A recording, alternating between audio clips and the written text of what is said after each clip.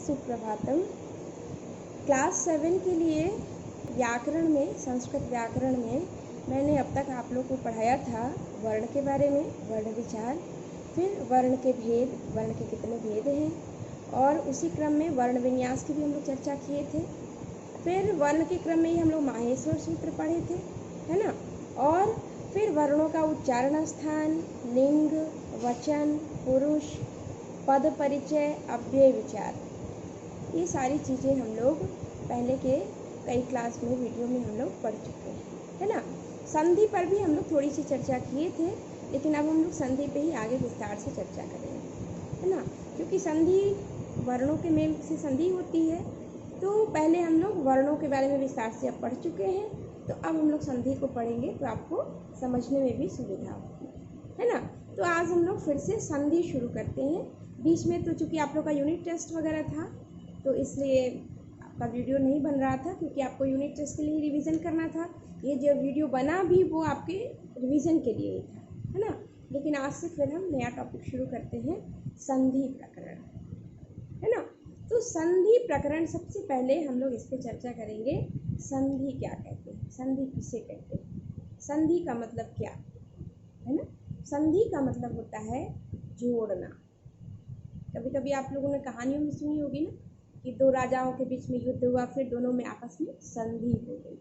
संधि हो गई यानी मित्रता हो गई, वो दोनों आपस में फिर मिल गए, जुड़ गए, है ना। तो संधि का मतलब होता है, संधि का सामान्य अर्थ है जुड़ना। लेकिन यहाँ तो हम लोग संस्कृत व्याकरण के संदर्भ में पढ़ रहे हैं, है ना।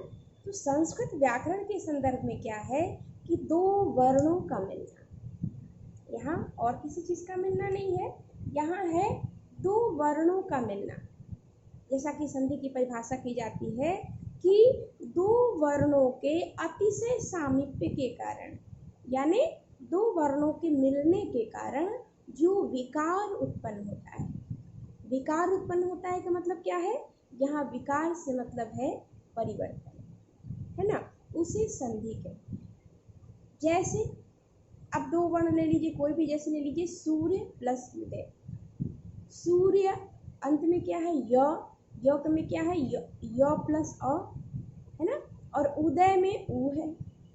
तो सूर्य प्लस उदय जब हम लिखते हैं तो अ प्लस उ मिलके उ हो जाता है, और संधि क्या बनता है, सूर्योदय।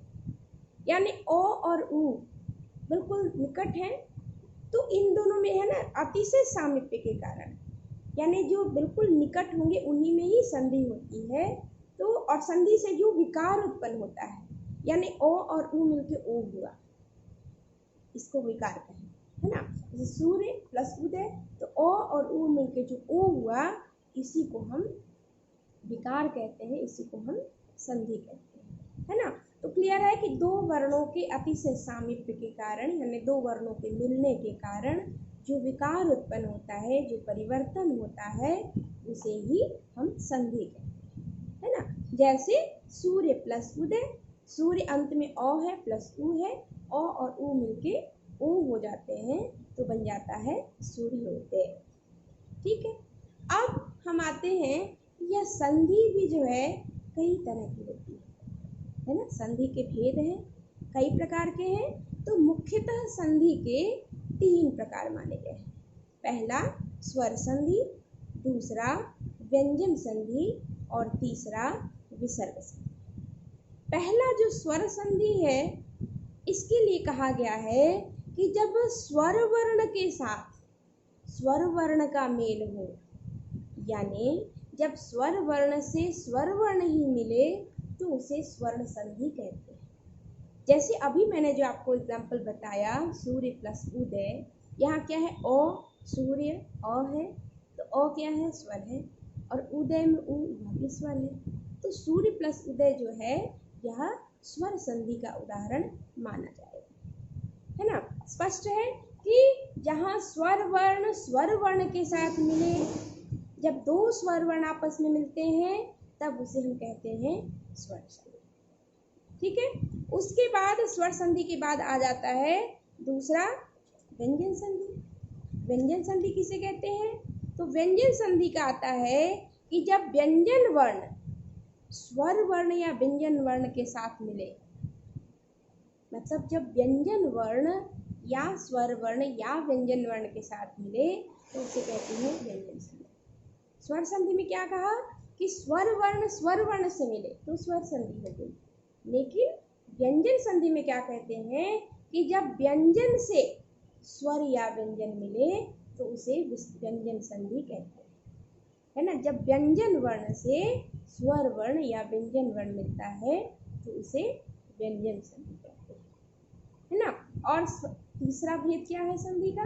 तीसरा भेद है विसर्ग संधि। विसर्ग संधि के लिए कहते हैं कि जब स्वर या व्यंजन वर्ण के साथ विसर्ग की संधि होती है, यानी विसर्ग के साथ जब स्वर और व्यंजन वर्ण मिलते हैं तो उसे कहते हैं विसर्ग संधि। जैसे कहते हैं मनः जोर हरः, मनः मनः नौ में अंत में विसर्ग आया है और उसके बाद हरः ह आया, व्यंजन आया, तो विसर्ग के बाद व्यंजन आया, चूंकि विसर्ग से संधि हो रही है इसलिए इसको कहेंगे विसर्ग संधि। वैसे ही स्वर का उदाहरण ले लीजिए, है निह जोर आधारः, निह में विसर्ग है, नि में विसर्ग है और फिर आधारः आस्वर है, तो विसर्ग का स्वर से मेल हुआ तो क्या बन गया?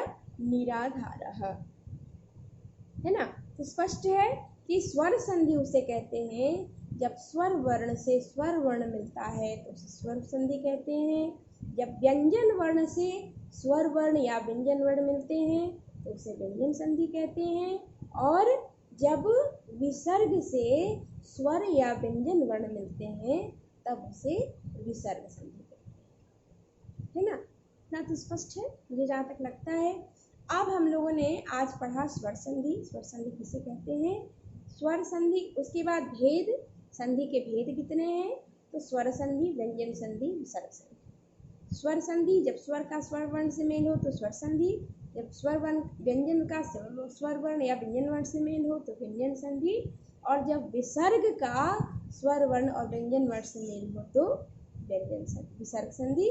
तो इस तरह से स्वर संधि, व्यंजन संधि और विसर्ग संधि, ये संधि के 3 भेद हैं। इसका हम लोगों ने आज सामान्य परिचय पढ़ा है ना। अब अगली क्लास में हम ये देखेंगे कि स्वर संधि के भी फिर भेद हो जाते हैं। स्वर संधि के 5 भेद हैं, दीर्घ, गुण, वृद्धि, यण और आयाति, है ना। तो यह जो स्वर संधि के जो 5 भेद हैं इस पे हम लोग अगली कक्षा में चर्चा करेंगे, है ना। आज जितना मैंने पढ़ाया है आप उतना अच्छे से देख लेंगे, और जहाँ नहीं समझ में आएगा फिर आप लोग नेक्स्ट क्लास में पूछ सकते हैं, है ना। धन्यवाद।